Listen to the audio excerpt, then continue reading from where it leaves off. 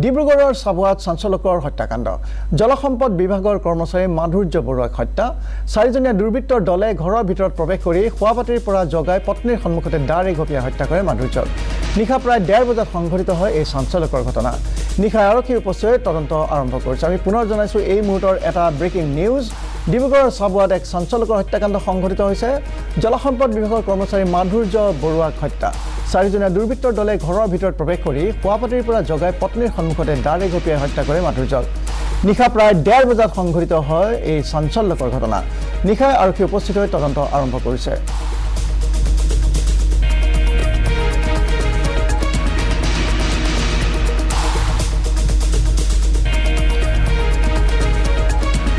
আৰু এই ঘটনা সন্দৰ্ভত চাবুৱাৰ পৰা আমাৰ সাংবাদিক প্ৰাঞ্জল গগৈয়ে সবিশেষ জনাব প্ৰাঞ্জল কিদৰে এই ঘটনা সংঘটিত হ'ল কোনো ব্যক্তিগত আক্ৰোশ নে আন কিবা এই বিষয়ে কিবা জানিব পৰা হৈছে নেকি হয় বলদেৱ চাবুৱাত নিশা প্ৰায় 1:30 বজাত আক্ৰমণত মৃত্যু হৈছে জলসম্পদ বিভাগৰ কৰ্মচাৰী মাধুৰ্য বৰুৱা প্ৰায় নিশা 1:30 বজাত শুই থকা অৱস্থাত দেৰগাঁৱৰ নিবাসী তথা জলসম্পদ বিভাগৰ কৰ্মচাৰী মাধুৰ্য বৰুৱা অচিনাক্ত দুৰ্বৃত্তই খোৱাপাতিত পত্নীৰ সন্মুখত তেওঁক চোকা অস্ত্ৰৰে হত্যা কৰে বুলি জানিব পৰা গৈছে এটা কথা ক'ব লাগিব যে নিজৰ ঘৰতে সুৰক্ষিত নহয় আজিৰ ডেটত আজি তাৰিখত যি চৰকাৰী চাকৰিয়াল বা ঠিকাদাৰসমূহে এক তেওঁলোকৰ মাজত যি বিনিময়ত ধনৰ লেনাদেনা হোৱা ক্ষেত্ৰতো কিছু কাৰণত এই ঘটনা সংঘটিত হৈছে বুলি জানিব পৰা গৈছে আৰু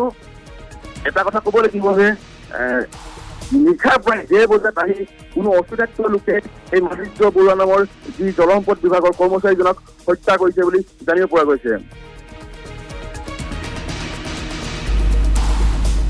ধন্যবাদ জনাইছো প্ৰাঞ্জল গগৈ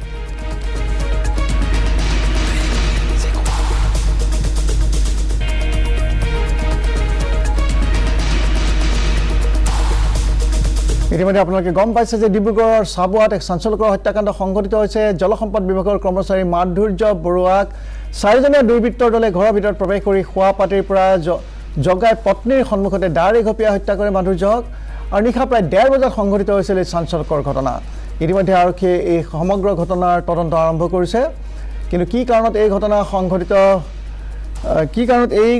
সংঘটিত হ'ল কোনো ব্যক্তিগত আক্ৰোশ নে কি সেই বিষয়ে এতিয়ালৈকে কোনো ধৰণৰ তথ্য লাভ কৰা নাই আৰক্ষীয়ে কিন্তু এক চাঞ্চল্যকৰ হত্যাকাণ্ড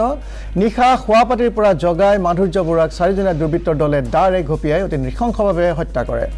আমি পুনৰ সংযুক্ত হৈছোঁ প্ৰাঞ্জল গগৈৰ সৈতে প্ৰাঞ্জল এই বিষয়ে আৰু নতুন কি তথ্য লাভ কৰিছে আপোনাৰ পৰা জানিব বিচাৰিছোঁ বৰ্তমান চাবুৱা আৰক্ষী উপস্থিত হৈছে আৰু চাবুৱা আৰক্ষীয়ে তদন্ত অব্যাহত ৰাখিছে যিহেতু তেওঁ ডিব্ৰুগড় জিলাৰ জলসম্পদ বিভাগৰ মাণ্ডলিক কাৰ্যালয়ৰ অধীনত এগৰাকী কৰ্মচাৰী আছিল মাধুৰ্য বৰুৱা আৰু নিশা প্ৰায় 1:30 বজাত আহি কোনো লোকে তেওঁক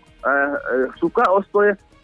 হানি খুচিতে হত্যা কৰে তেওঁৰ পত্নীৰ সন্মুখতে এক দুৰ্ভাগ্যজনক কথা যিহেতু চৰকাৰী বিষয়াসকল সুৰক্ষিত নহয় নেকি যিহেতু তেওঁক ঘৰত আহি কোনো অচিনাক্ত লোকে নিশা প্ৰায় 1:30 বজাত তেওঁক হত্যা কৰিছে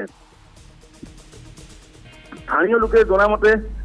জলসম্পদ বিভাগৰ কাৰ্যালয়ত এগৰাকী কৰ্মচাৰী আছিল মাধুৰ্য বৰুৱা ইতিমধ্যে নিশাৰ পৰা চাবুৱা আৰক্ষীয়ে উপস্থিত হৈ তদন্ত আৰম্ভ কৰিছে আৰক্ষী প্ৰাৰম্ভিক তদন্তত কোনো ধৰণৰ তথ্য পোহৰলৈ অহা নাই যদিও ঘটনাস্থলীত তদন্তকাৰী দল আহি সকলো দিশত তন্নকৈ পৰীক্ষা কৰিছে বুলি জানিব পৰা গৈছে বনদীপ ধন্যবাদ জনাইছো প্ৰাঞ্জল গগৈ